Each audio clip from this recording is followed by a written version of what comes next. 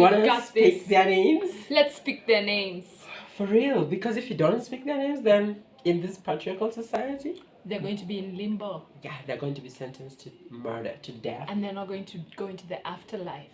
You know, and alchemy is very important. Apparently. Is very important. Very important. So what are we talking about and where are we? We are at Peponi Preparatory School. At Lower Kabete. Yes. Where Silvia Cassini, the one and only, has put together this production called Speak Their Names. Say it louder. Louder than... Speak their names. Speak their names. The names are Martin Kigondu, Brian Agola, Nini Washera, Nisha Shah, Nisha. Yeah. Shah. Nisha Shah. We see you, Nisha. And Ondiege Matthews. Yes. Matthews or Matthew? Matthew. Yeah, so let's give them a little bit about this story. So we just watched this story. We just experienced this? Yes. Yeah. And well, it's set in which year and it's about whom? 1587? Yes. 1588, 1589. No, I think it begins from 1570s. Sort of. Okay. Through a flashback, you know. Somebody flashes back. Yeah. And then, largely it happens in the 1580s. Yeah, this guy, Brian Agola, flashes back. Yeah. Goes back in time. We'll tell you the detail of like how it's brilliantly, interestingly done. Yeah. Yeah. And brilliance though, but yeah. Interestingly, it's just basically a story about about three women who are accused of engaging in witchcraft. Because as things happen in a community, this community called Genova Triora.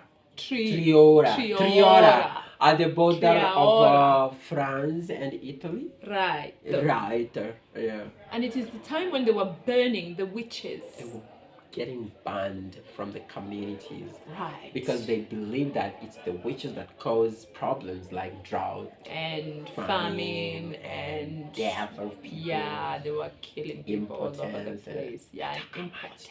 Yeah. Right. Yeah. So, I mean, what do you think about this story and what do you think about the issue that it's tackling? No, I have to say, it is text-based theater. Yeah. And so it is a lot of words that have been written that actors have to speak. Yeah. And so you sit there and try to disseminate what the play is about. Did I understand what the play is about? I think in my own way, in my own self-understanding analysis, that it's about this man who goes on this journey to who's a playwright, right? A man who's a playwright, who's a writer, a researcher, and he wants to tell the truth about the experience that these women had. And he is so caught up in it that he gets lost in his dreams while encountering these one woman. This one woman, but also having flashbacks of these times, seeing what's happening. It's almost like the clarity of a playwright. So when they come back, we always ask, where did you come up with these thoughts to write something like this? And almost like Silvia Cassini unpacks this for us to be able to see where her journey began, because apparently she went home. She went to the place where she was traveled back to Italy. Go ahead. And just encountered this story. And I mean, I also noticed there were a little bit of similarities to another story. Yes. By Arthur Miller, The Crucible. Yes. And I just wanted to ask you, maybe because you're also a fan of Arthur Miller. I'm a fan of The Crucible. Did you find any similarities? Or did it remind you of anything? It then becomes a story between this man and a young girl. We're calling her young, but according to that society, a 14-year-old could give birth. But she's the muse, if you will, for the writer, and she's also the ghost, and she's Yeah. also the one who draws him to the past, voice and the that- voice, and gives yeah. him clues to unpack the codes or the pieces of the puzzle with which he is Yeah. invested in as a writer, trying to find this Yeah. truth. Yeah. Yeah. What can you say about, because you've watched The Crucible before, right? Yeah. At the other Peponi. The other people. Actually. And what did you think of the combination or the relationship or anything? Does anything correlate between the two? No, for me, it's how in Speak Their Names, it's we are seeing all this you know, like disregard for women's rights through the lens of a man. Yeah. You know, or through the story of this male or man playwright, Right. who is like devoted to you know, go through this journey telling this story of these women who are being frustrated by the society. Yeah. Unlike The Crucible, where I found like it was now the women who are trying to just address their issues or put their issues together. Yeah. But there's a way Sylvia has twisted it to center it Around this man trying to yeah. actually around this man trying to fight for his for him, for his image to be seen as a good man. This sort of conversation of what makes a good man. And also this conversation of men who try to be on women's side are weaker, and they're weak men, and Yeah. they're sissies. They're You know, there's sissies, all yeah. these terminations that are Yeah. given to them. yeah, like and that effeminate and all. Yeah. They've abandoned their masculine, Yeah. you know, selves. Yeah, so there's that conversation as well. So Yeah. and it's interesting when there's this play within a play where Sylvia decides to, you know, twist or switch the roles. So it's a man acting as this young lady, and then this young lady acting as the male judge who is condemning a woman to, you know, death sentence. Yeah. Yeah, and it's just interesting how masculinity or patriarchy still, you know, creeps back into this man who is acting as a young girl. Yeah. So he's trying to say was that this girl wouldn't say. So the girl is like, no, don't say. I wouldn't say I wouldn't say that, you know. You hold your hands back. You're being accused. You're going to be executed. Yeah. You know. Yeah. Bend, lower your Yeah, knees and stand on your knees. Like these things where he's like, what's the necessity of this? It's like you should know how it feels like. Yeah. In this idea of trying to put a person in the shoes of, you know, of another, and perhaps then they can a victim. perhaps then they can understand what that feels like and how that life is and the predicament. Yeah. Can we talk about just before we talk about that, sorry, but there was, we will come back to it, but there's somewhere where somebody asked, can men be feminists? But anyway, we'll ask you that. Can men be feminists? That's a question we're going to ask you. Yeah. And we're really waiting for you to give write in us the feedback comments. on the comments, yeah.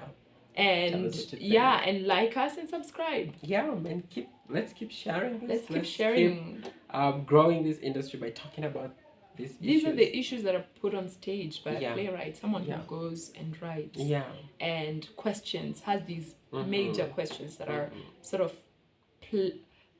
plumaging society at the moment. You know, there's some of the most critical points of like where we're going to the future. Where are we going? You know, if we want inclusivity, then what does inclusivity mean? Yeah, and we're really going into a beautiful trajectory here. Yeah. But let's talk about what worked and what did not work. Yeah. About this show. What worked you for start you? Or me? Yeah, you start. Oh my god. What worked for me? What worked for me was the ethereal music. It was this music that is very ominous, or like you always, whenever you hear this type of this kind of music, whenever it was playing, this man was going into a dream sequence, and you know, all these dream sequences are building us or taking us towards, there's a build up towards the injustice or the worst things that the so-called gatekeepers are taking the society through. And these gatekeepers one of them is a bishop, like a high religious person or considered high. At the time, they were Your Grace. Yes, they and they are Your Grace, ruled. Yeah. And decided the fate of women. Yeah, so for me, that music kept on preparing me. Oh, now we're going back to this, terrible times. Terrible times. Yeah, that worked for me. And also, I think there was also a way in which the lighting designer or lighting choreographer, as somebody called them, lighting choreographer, Margarita said. Yeah, how they maintain this blue light, and usually, they kept on. Whenever we saw blue light, we knew it's time for a dream.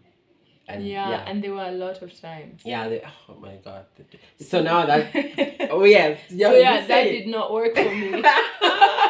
Can we just start with what worked for you, then come back to So what worked for me was that walking into the auditorium or whatever the space, this Peponi space is, and the setup already captures your imagination and your excitement as to what we're going to experience and how. There is no like built up set. It's just a couch and a carpet, and the audience is around in a semicircle around like the three sides. And then where there's supposed to be a wall, like behind the seats, behind the desk, there is curtains that where the people in the past enter through, and at some point our protagonist walks through as well, through that dark abyss. Through the dark abyss. There's now things that didn't work there for me, but then the question we're here about what worked. What worked was the conversations, the deep conversations between the two characters, the man and the girl, the accused and the relationship that they tried that was like built between them. It was something genuine and vulnerable, and just it took you, it took your breath away. Yes, it grabbed you and you were there. And you were there and you were engaged and you really wanted to like find the clues with this playwright. Yes. And this chick was dropping, these clues and proverbs or riddles or fables, whatever they are. Also what worked for me also was the character that Martin Kingondo played. He played like 3 characters, but the main one, the one in there, I didn't get the rest of in a bloomer, the one with those baggy looking shorts things. I don't know what these white people used to wear. But when Martin walked in, he has a presence. His character has a presence. It has a clarity to its motivation. He is different. He's not even Martin. He's like someone so violent and evil, and someone who will not see the ways of the women. And I think to dip yourself, for a person who's, I think, Martin tunza kukuita, can we call you a feminist? Feminist, Martin? But if we, or your character, like in real life, because we can't call that guy a feminist, the guy who you played.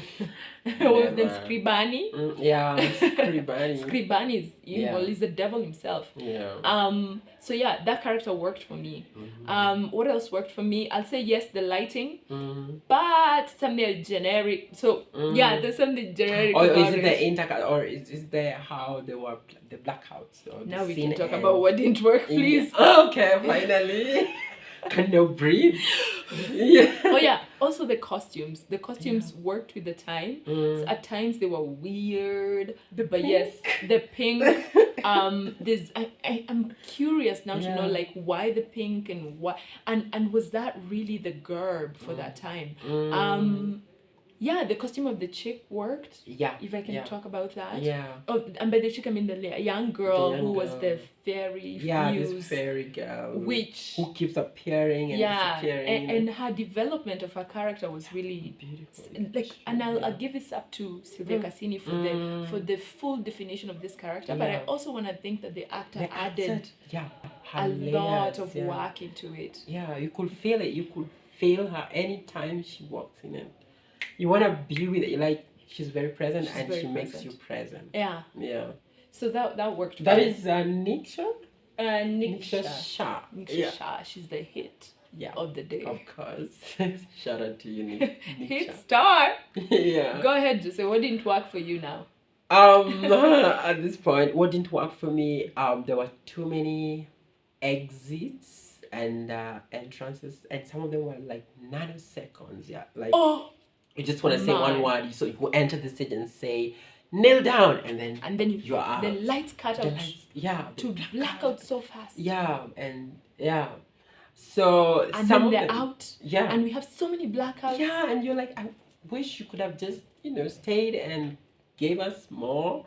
Or you also, never exited. Yeah. Because sometimes this character just wants to get rid of this Kikoi, but then they have to get out of stage completely, get rid of the Kikoi. Stage is left bare several times. A lot of times. Yeah, sorry. So that really, I wish something could have been done better. Yeah, I think this requires more time to think about, because how can the past live with the present?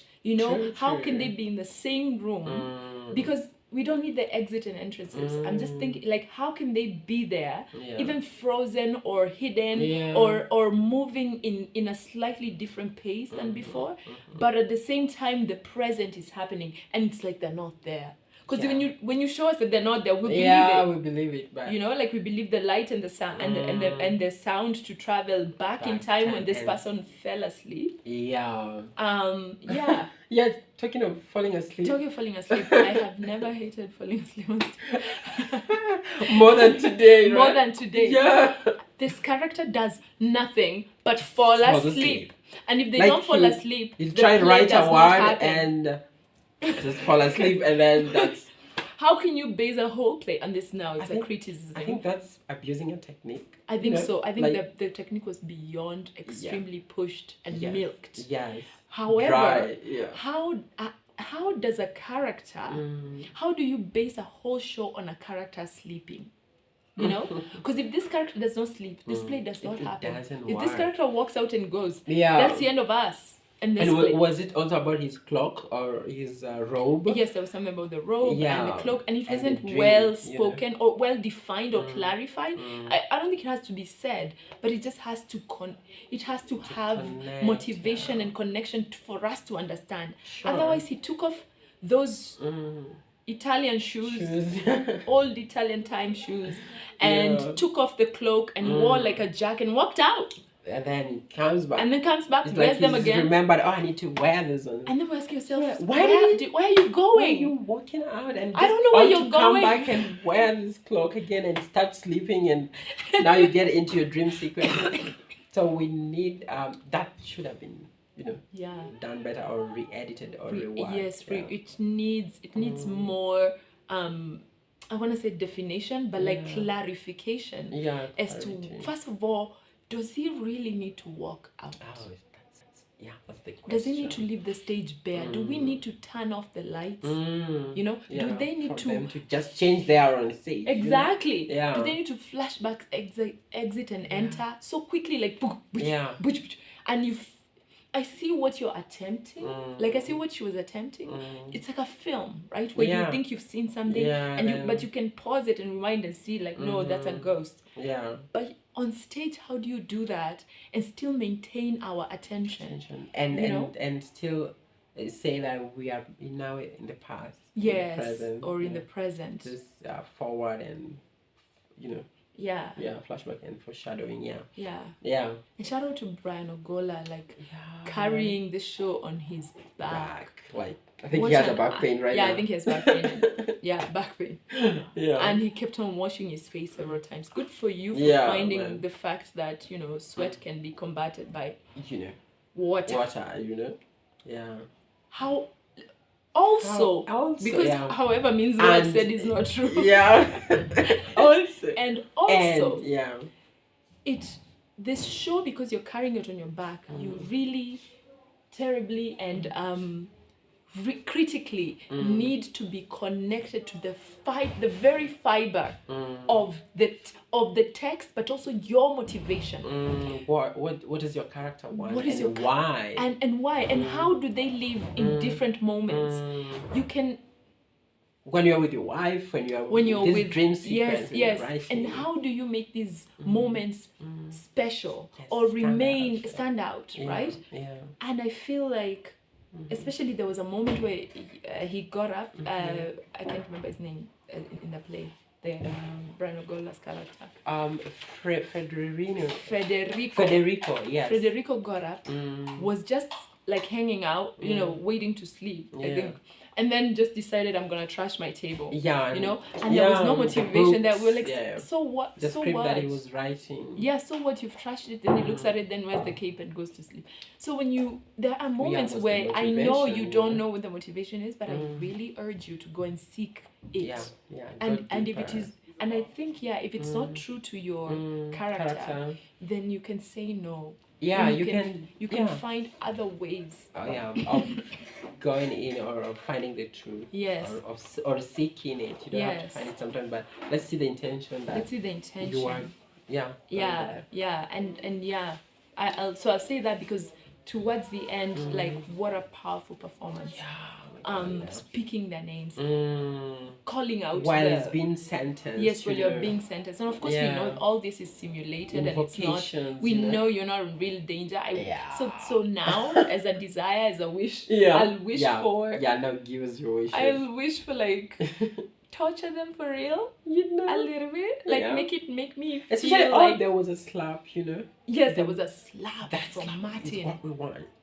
Oh my God, those two rehearsed. I hope they rehearsed the slap. Yes, because it came across as if he slapped him, and we felt the pain. Didn't. And we felt the pain. Yeah. So then we have a woman. Nini, and she's being stretched or burnt, and shaven. We were told they were being shaven. Show us, don't tell us. Yeah. Make us feel. But also we know it's staged, and the magic has disappeared. But give us something. The instances where Federico is being beaten, and we can just see the pretense. We can see like you're hitting the floor. Make it.